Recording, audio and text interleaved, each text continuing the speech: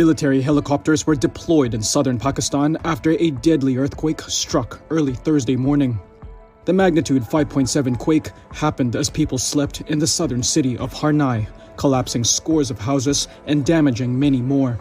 Rescue workers said the dead were mostly women and children, while authorities say hundreds more have been injured or rendered homeless.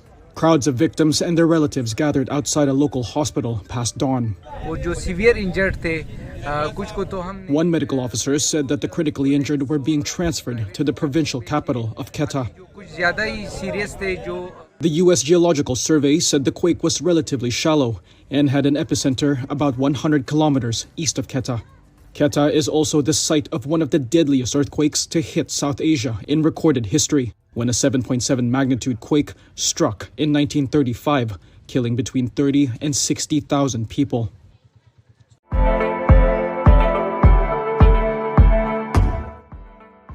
The traffic in Los Angeles these days is not just on the roads, it's in the water.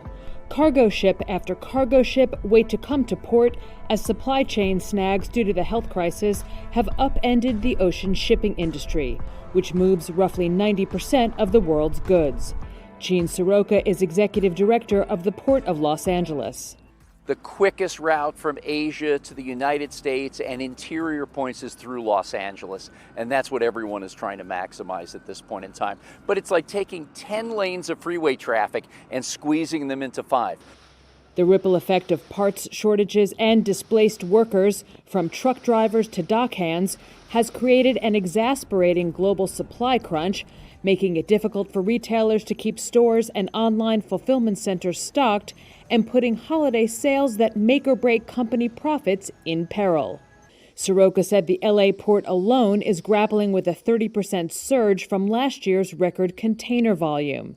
That's impacting companies like toy maker Exploding Kittens, says its COO, Carly McGinnis. Our newest game, Throw Throw Avocado, has been there for about a week, delayed, and it took about 50 days to get it there, so it's already delayed. We also had a container of our most popular game, Exploding Kittens, stuck at the Port of Long Beach for 2 weeks. Desperate to get their goods, the company thought about chartering a helicopter to try to pull their container out of the shipyard and renting a U-Haul to unload it themselves. Luckily, it was finally released a couple days ago, but it has severely impacted our pickups for Walmart, Target, Amazon. Some of those major retailers, including Walmart, Costco, and Home Depot, came up with a workaround by chartering their own smaller cargo ships, or ones that usually carry coal or grain, to ship toys and other holiday items to the U.S., as space on traditional container ships is limited. But smaller stores have fewer options. This is certainly going to impact the mom and pop shops. They don't have the ability to get goods in. Another option is to ship sooner than later, sending items in June, as some companies did, rather than the traditional holiday shipping months of August and September. Something to keep in mind going forward. I don't think this is going away for at least 2 years. U.S. President Joe Biden and Chinese leader Xi Jinping have agreed to virtual talks by the end of the year, according to a senior U.S. official, following a high-level meeting between top officials from both countries on Wednesday. U.S. officials said Wednesday's closed-door talks followed up on issues raised during a call between the two leaders last month. The meeting between National Security Advisor Jake Sullivan and top Chinese diplomat Yang Jiechi marked their first face-to-face encounter since a bitter public summit in Alaska in March.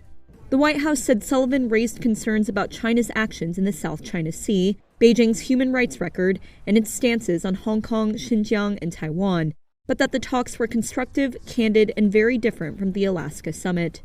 Biden's call with Xi in September ended a nearly 7-month gap in communication between the leaders, who discussed the need to ensure that their competition does not veer into conflict, a sentiment reiterated during Wednesday's talks. On Tuesday, Biden said he and Xi had reiterated their commitment to the Taiwan Agreement, under which Washington officially recognizes Beijing instead of Taipei, with the expectation that Taiwan's future will be determined by peaceful means. Biden's comments come after Taiwan reported nearly 150 Chinese Air Force planes in its air defense zone over the past week. Taiwan's foreign ministry said Wednesday that Washington reassured them that its approach to Taiwan had not changed and that its commitment to the Chinese-claimed island was, quote, rock solid.